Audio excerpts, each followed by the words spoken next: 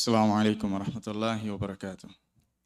بسم الله الرحمن الرحيم. الصلاة والسلام على رسول الله وعلى آله وصحبه أجمعين.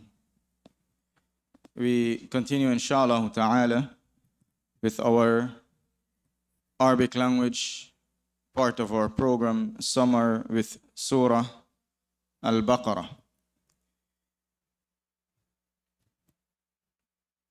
We are still in the 15th lesson of our part 2 handout, correct?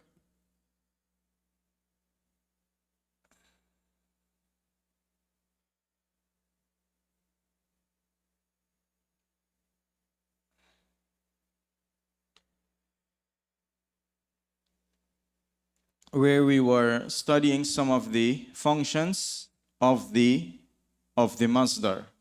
Some of the functions of the masdar, or the meanings or the usages of the masdar. Before we continue, let's do a quick revision as to what is the masdar. The masdar, also known as the verbal noun in English, is a noun derived from a verb that expresses the action or event without specifying the time or the doer. And this is similar to when we add to a verb in English the ing or the ion. Like you have the verb to produce, the production, to manufacture, the manufacturing. And some words in English, it remains the same. Like, for example, the verb he helped. The masdar for it, or the verbal noun, is help, the help. Right? I appreciate your help. When I say I appreciate your help, the word help there is not a verb. Right? It's a noun. But it's describing the action of help without specifying person or time. Person in the sense of, we're not saying he or she or it helped. And time, we're not saying helping or helps or helped, right? Present tense or past tense or anything. So when we say appreciate your help, we're just having the idea of the action. The word fear. Khafa, he feared. Al-khawf, the fear or the fright. Right? We're just describing the action of that verb without specifying time or specifying a person, whether it's first, second, or third person. Guide, he guided. The masdar is al-huda or al-hidayah, the guidance. Or come here. Look, you can come here. So you can see here. Come, sit this side. Akhraja, he expelled or took out. Al-ikhraj, the expelling or the taking out. Sabbaha, he glorified. The masdar is at-tasbih, the glorification. Also, we mentioned if the verb is more than 3 letters, 4 and above, there is a pattern to it. Just memorize one example and its masdar, and you can form the masdar of any verb that looks like it on the same pattern. So we have, for example, the word akhraja. How many letters? 4 letters. So any word looking like akhraja, meaning it is on the scale af'ala. What's meant by it's on the scale af'ala? Meaning there is an hamza in the beginning followed by the 3 root letter of the verb. As we know, the majority of the Arabic words, verbs and nouns goes back to 3 root letters. So akhraja, any word looking like akhraja, meaning this hamza here in the beginning, followed by the three root letters. The first one has a sukun, meaning the first root letter, followed by a fatha, then a fatha. Similar verb to this is like aslama, ahsana. What else that is common? Akhlasa. If the masdar for akhraja is ikhraj, the masdar for aslama is Islam. The masdar for akhlasa, he was sincere, is ikhlas, sincerity. Ahsana, he did good. Ihsan, right? Doing good, perfection.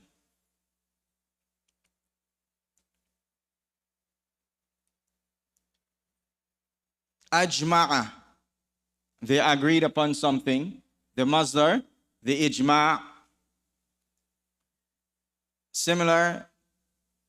Similarly, the word sabbaha means he glorified, the masdar at tasbih. So any word looking like sabbaha, which is the three root letter with a shadda in the middle, the masdar is going to be like tasbih.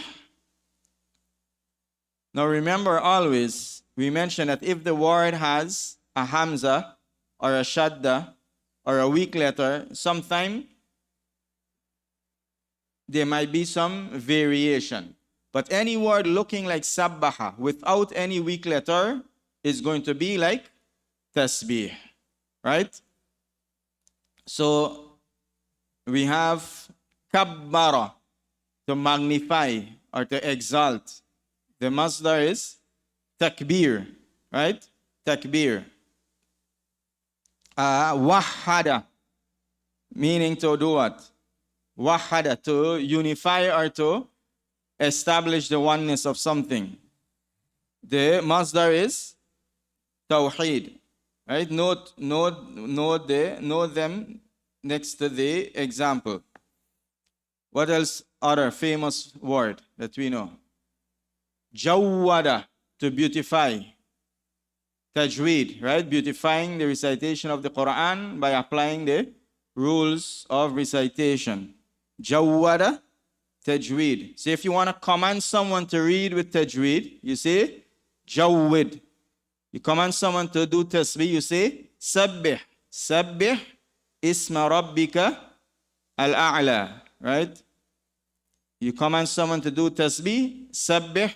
Someone to do tajweed, jawwid. Command someone to do takbir, kabbir, right? What else famous? Famous words. Fassara. Command someone to tafsir, right? So if you want to ask someone to do the tafsir of a surah, you say fassir surat Al-Baqarah. Fassir Surah Al-Imran, and likewise. Right? What else? Famous word that we know every day. Allama. What's allama? He taught. Right? Or not, how you say? He taught, not thought. Right? Without the H. According to Harry, he teached. They're easier to use. Nobody get confused.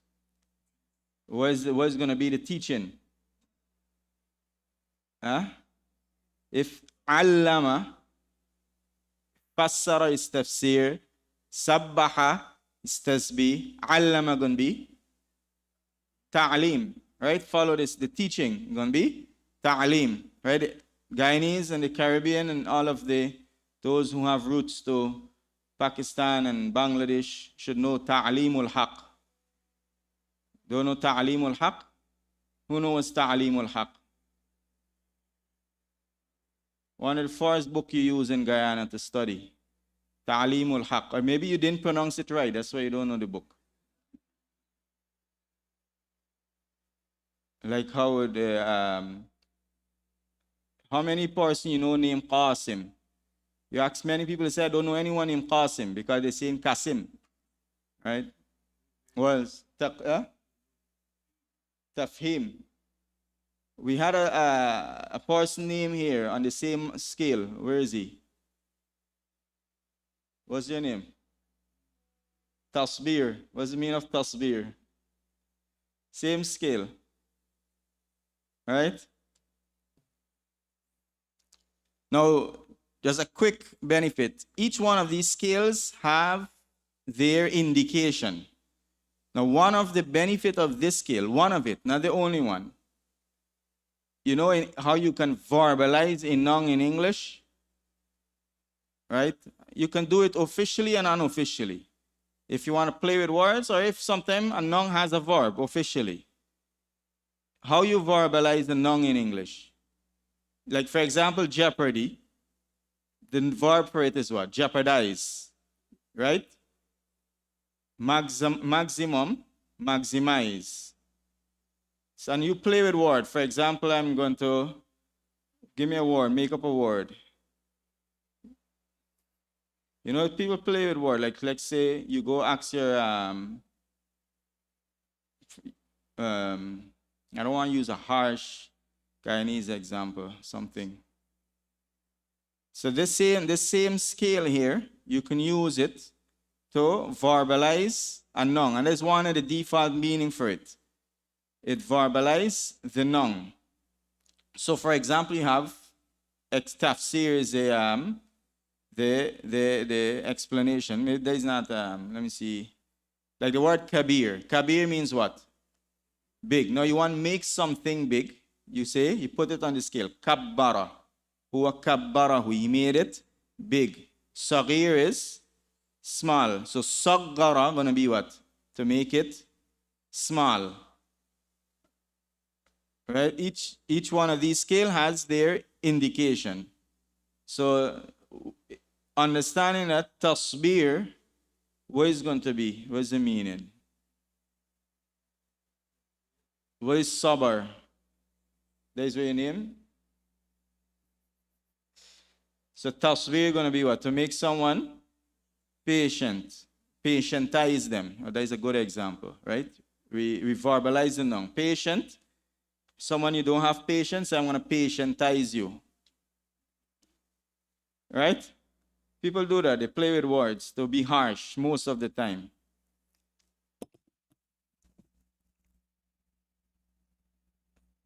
Sabbaha jahada. He struggled. In other words, he did jihad. Right? And this scale has two general masdar to it. One like jihad and the other one mujahada. Now some verbs like jahada would have both, and one of these two scale will be more famous or more used than the other. And sometimes each one of them may indicate something different from the verb. And the more letter it has, the stronger the meaning. There is a general principle with Arabic, right? And it's similar also in English in certain cases. I would say the ziyaratun fil mabna, ziyaratun fil ma'na. More words, it built up more, it's more meaning. So jihad is struggle, mujahada also can be struggle, but which one is a bigger struggle? Mujahada, right? Other words looking like jahada. Qatala, the masdar, qital, and muqatala. Qabala, muqabala. Sabaqa, musabaqa, and sibaq.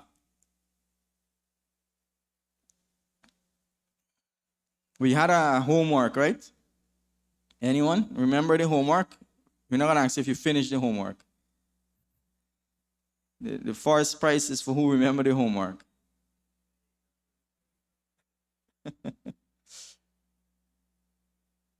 Who finished the homework?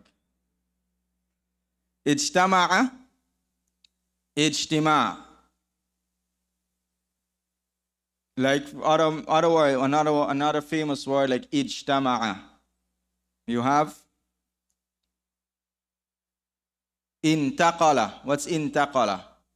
Intaqala, to move, right? From one place to the next. Not to move something, but you yourself move. So if ijtama'a is to get together, and the get together or the gathering is ijtima', what's the moving going to be? If intaqala is he moved. For example, say intaqaltu min Makkah ila Medina. I moved from Makkah to Medina. But if you move something, you're not going to use intaqala. You're going to use naqala. Yeah? That's the person, but the masdar. Intiqal, right? Intaqala, ijtama'a, ijtima, intaqala. Going to be like intiqal. There's tons of examples, but I'm just looking for famous ones that you can relate to. And as we go through, inshallah, we're going to point them out. Istaghfara, this should be the most easy one, right? Istighfar. Istaghfara, you seek forgiveness. The seeking of forgiveness is istighfar. Istikhraj and istidraj. We mentioned those three the last time. What's istidraj?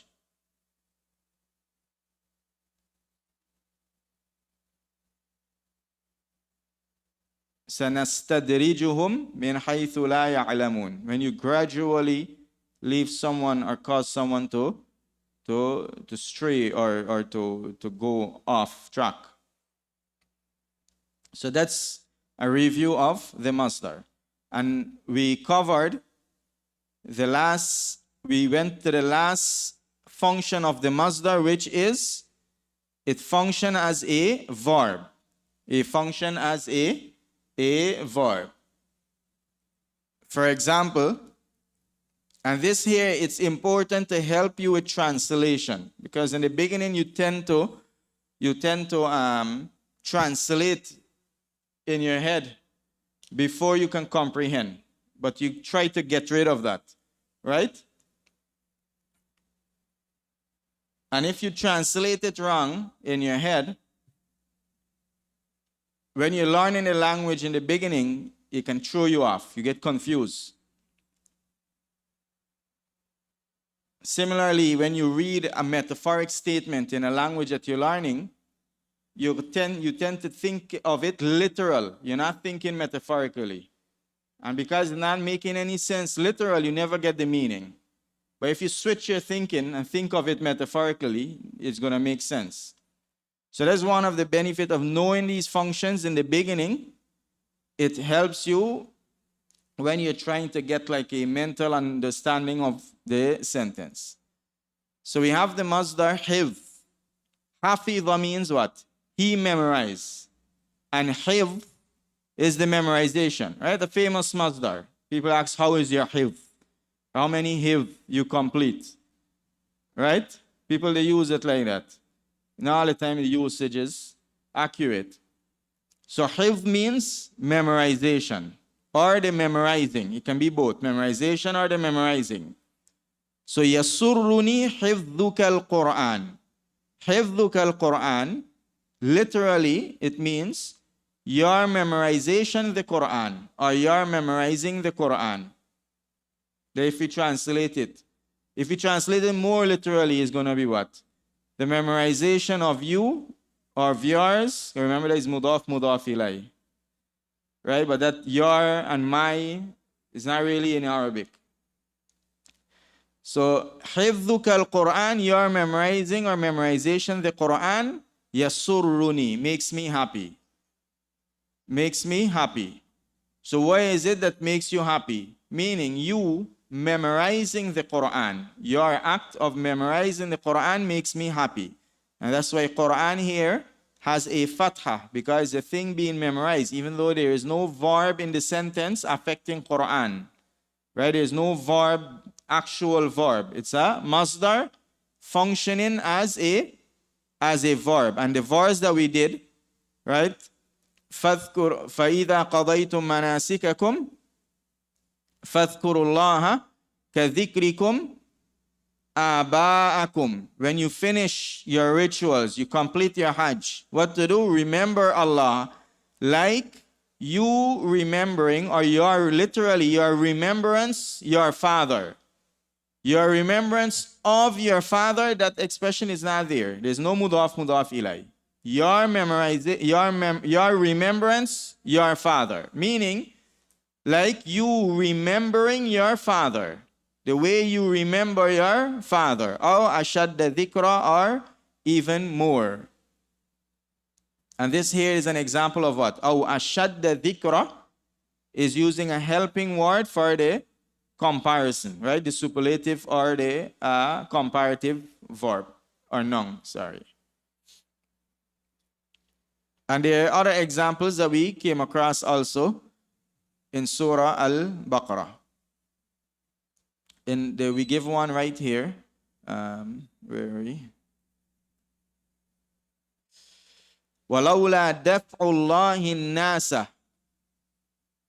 And were it not for Allah's repelling the people. No, see, nas is in fatha, meaning it's maf'ulun bi, it's object. Where is the verb? An actual verb is not there, but the masdar is functioning as a verb, meaning if it wasn't for Allah repelling the people, meaning disciplining one group with another group, putting one group straight by using another group.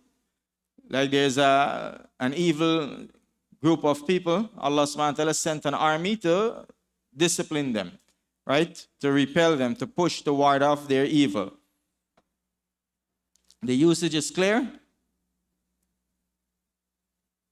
Now one of the clue that the masdar is functioning as a verb is you will see a noun after it in fatha state, mansub.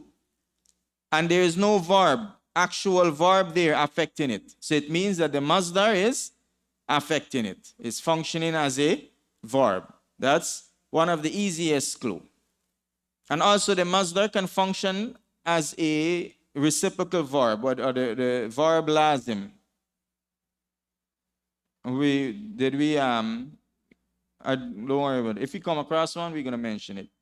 Now, after we do all of this, right, all of these principles and clues and laws and rules that you learn, what you have to do is apply it. Apply it in the sense of reading and listening and then relating to it.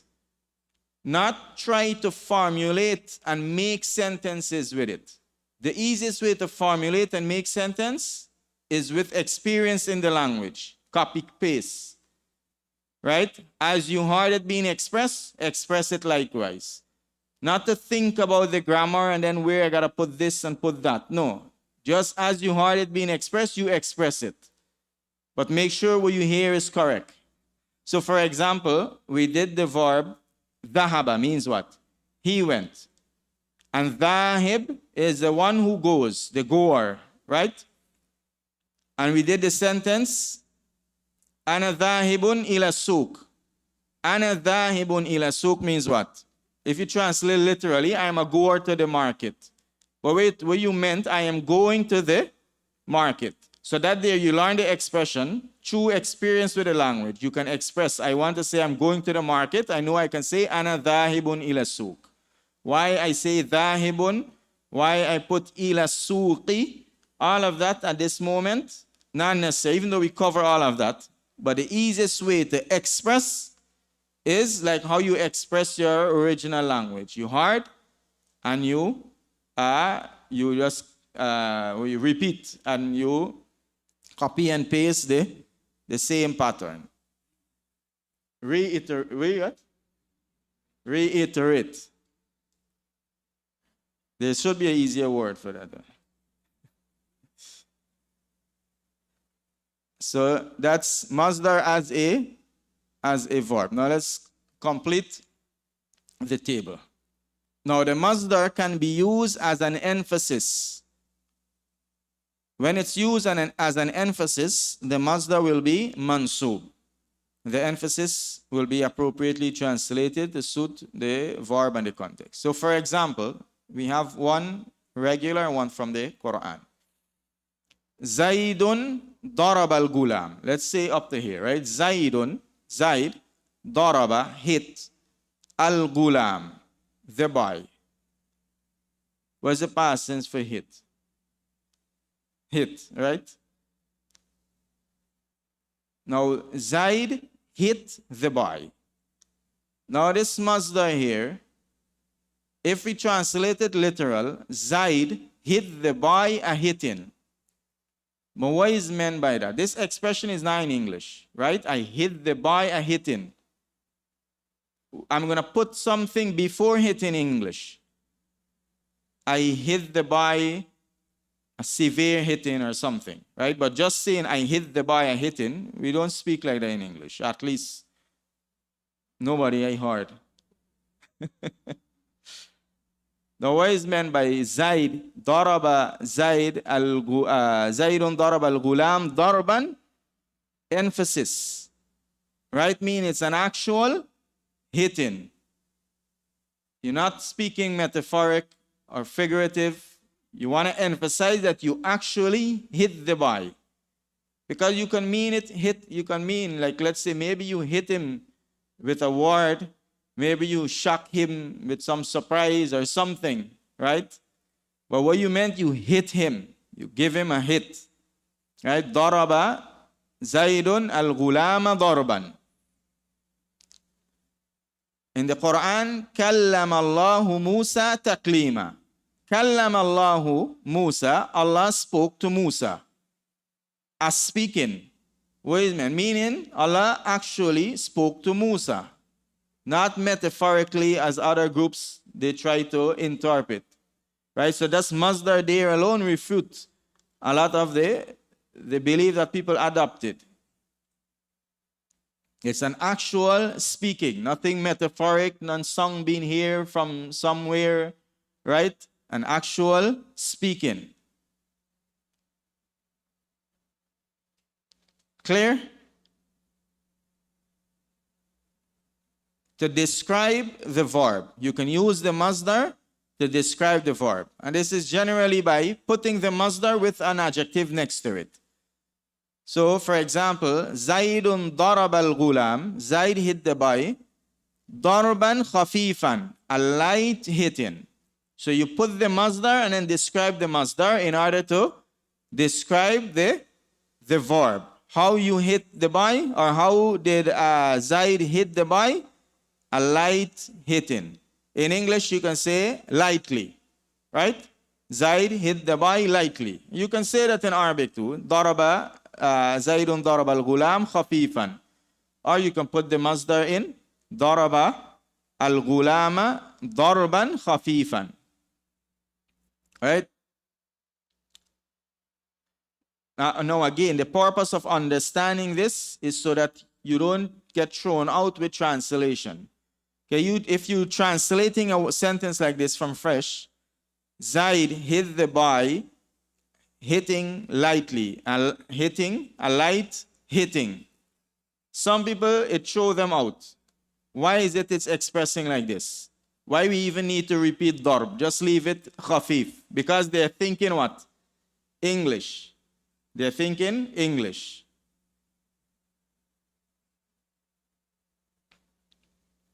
سوف يحاسب حسابا يسيرا. Now what's يحاسب? يحاسب from the verb حاسب. حاسب, يحاسب means he reckoned someone. And he is reckoning someone else. Hasaba shape like which word? The scale. Hasaba. Which word we did? Jahada. So the masdar for hasaba is what?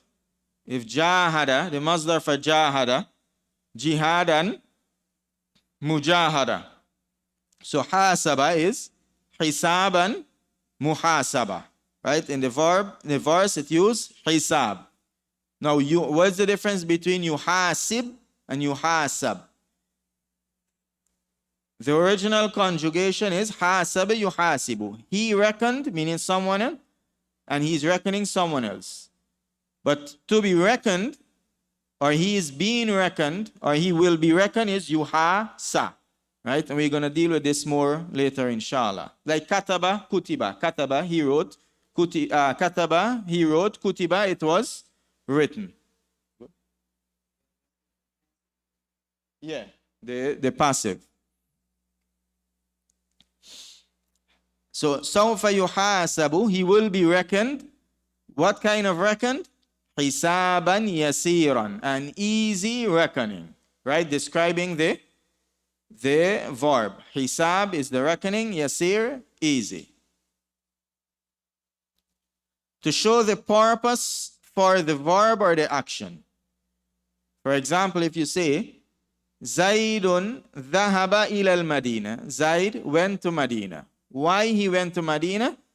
You can use the masdar of the verb. Which verb? The verb for the why, not the verb for went. Why he went to Medina? To seek knowledge. What's the verb to seek knowledge? Talaba. So you can say, use the masdar also in the mansub form. Talaban lil ilm. In order to seek knowledge. So to seek, or in order to seek, or for the purpose of, all of that is indicated in just using the masdar in the mansub form. For the purpose of seeking knowledge. Now, it doesn't mean this is the only way. You can express it the regular way, right? Zaidun dhahaba ila al-Madina liyatlub al-ilm, to seek knowledge. Right? You can express it in different way.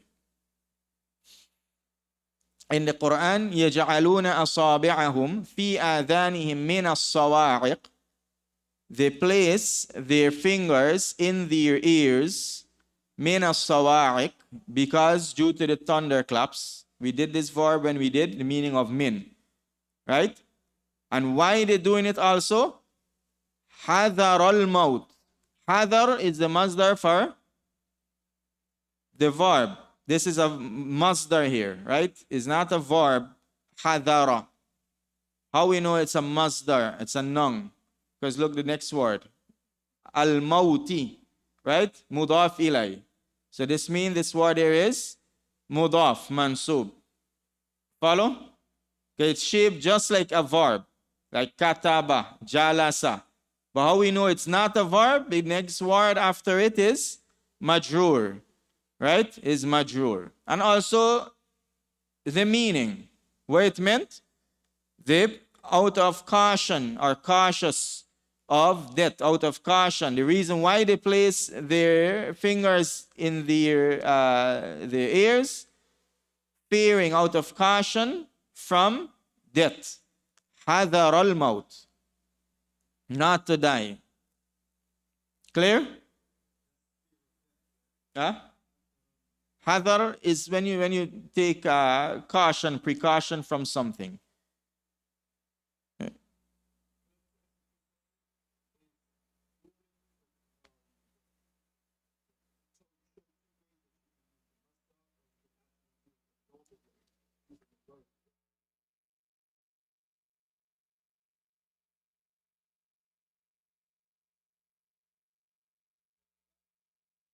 If one is more common, that day you gotta scan the entire language and see which one you use most. So, Allahu Alam, you gotta ask a grammarian, PhD or somebody.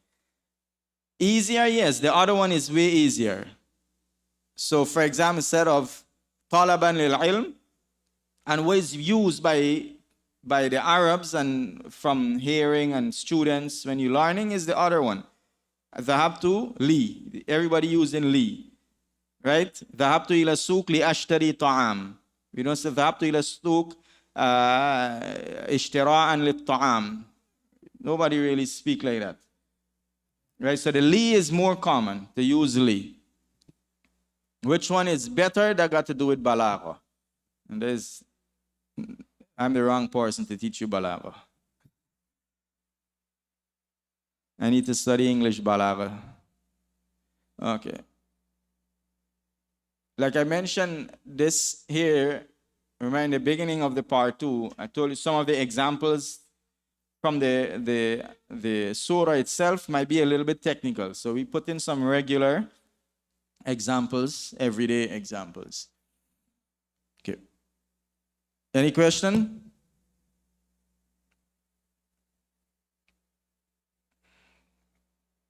Okay, we're going to go through the vocabulary, inshallah, and then tomorrow we're going to continue with this. So lesson 16, let's take we have 10 minutes. We go through the verses and the vocabulary and suffice with that, inshallah.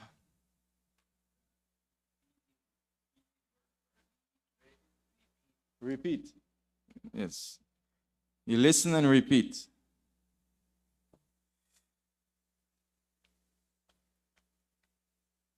Lesson 16, verses 214 and 216 of Surah Al-Baqarah.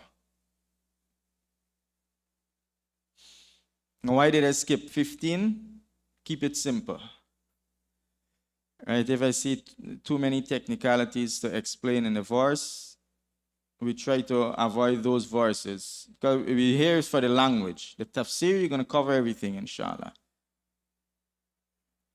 أم حسبتم أن تدخلوا الجنة ولما يأتكم مثل الذين خلوا من قبلكم مستهم البأساء والضراء وزلزلوا حتى يقول الرسول والذين آمنوا معه متى نصر الله ألا إن نصر الله قريب.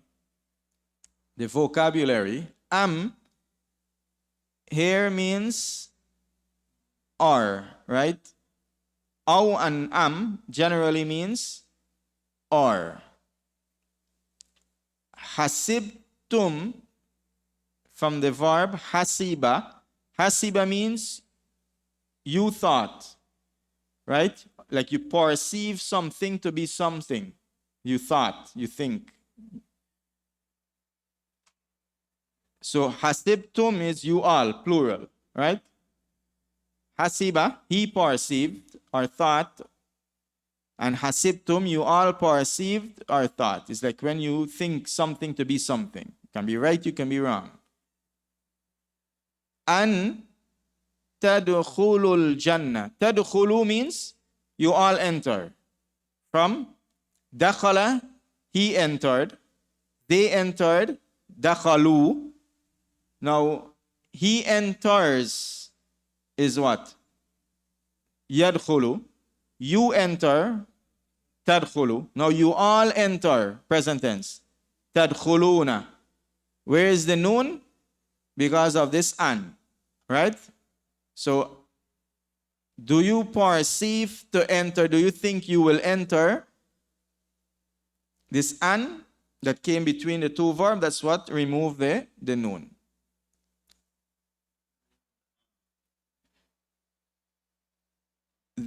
The an is what they call an al-masdariyah. For now, just let it flow with the comprehension. That's going to be easier. So we're saying, do you think you will enter Jannah? In other words, no, not this one. Like, let me give you a lot of examples, right? And that's to comprehend the an right now, because we don't want to take it. Like, for example, say, I want to eat. Uridu an akula. Right? She wants to sleep. Hiya turidu an tanam. So the an, it's used between two verbs a lot. It's known as the an al-masdariyah. A lot of people translate it to, because it falls right in the place of to. In the beginning, for just getting used to the language, it can work, right? Most of the time it's going to work. Like when people use anna to means that. And we explain anna, that is not even in Arabic. The that they use, like for example, araftu annaka ghani. I know you are rich. People, the anna there is right where that is used in English. I know that you are rich. So a lot of people think anna means that. No, they survive. They can survive in comprehension, but they get in the wrong meaning or the wrong idea. But just use the Quran search, put in an, look for all the examples and just read them and study them, right? To get it naturally, inshallah. I think that's easier.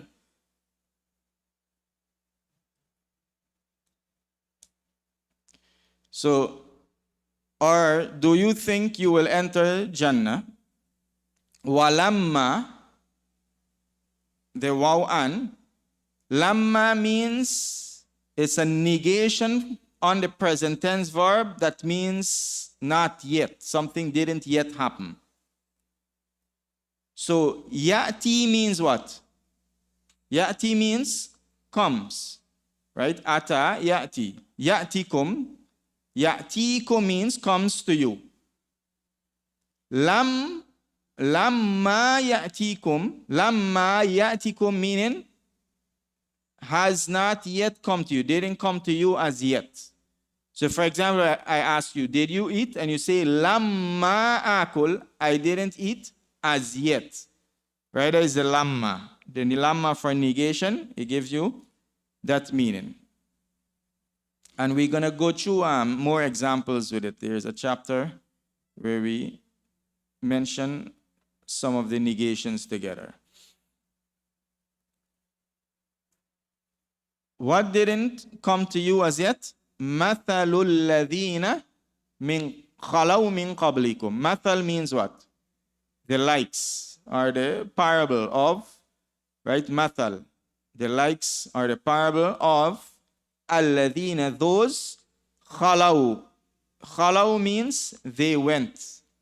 They gone.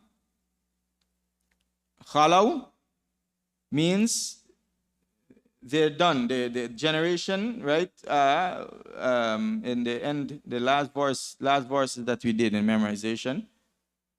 Till, yeah, it can mean example or parable or the likes of. Same thing. Mathal. Tilka ummatun qad khalat. Those are a nation that went. They went.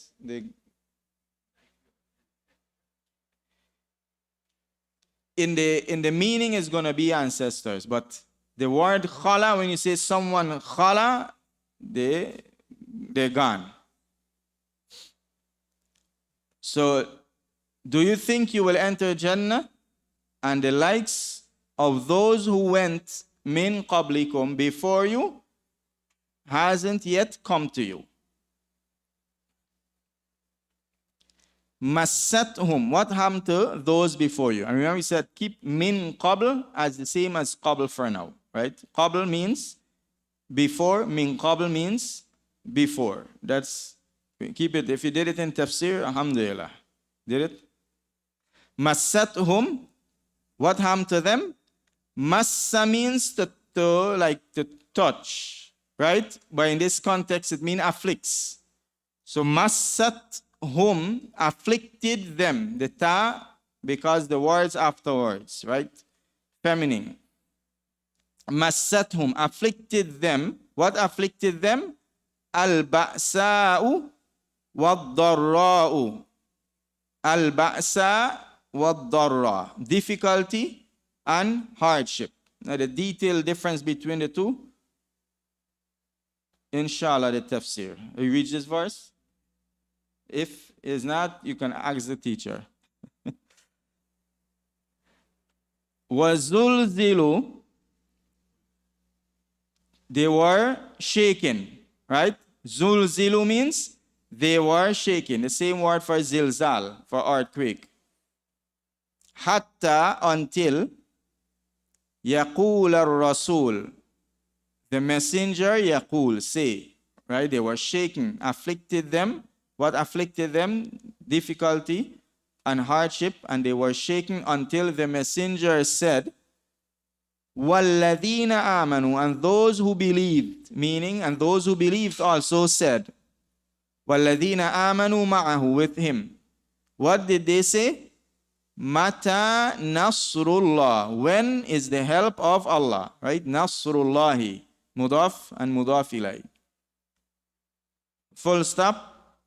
Ala inna nasrallahi qareeb. Ala inna. This whole expression, we will keep it as one for now. Ala inna, for emphasis and to bring your attention to something. Indeed, nasrallahi qareeb. The help of Allah is near. This is not the Allah that is for question. Allah ta'tini, would you not come to me? Is not that, right? We're going to pause here, inshallah. So we have this verse to complete and then move on to the rest of the chapter, inshallah ta'ala. سبحانك اللهم بحمدك ونشهد أن لا إله إلا أنت ونستغفرك ونتوب إليك. السلام عليكم ورحمة الله وبركاته.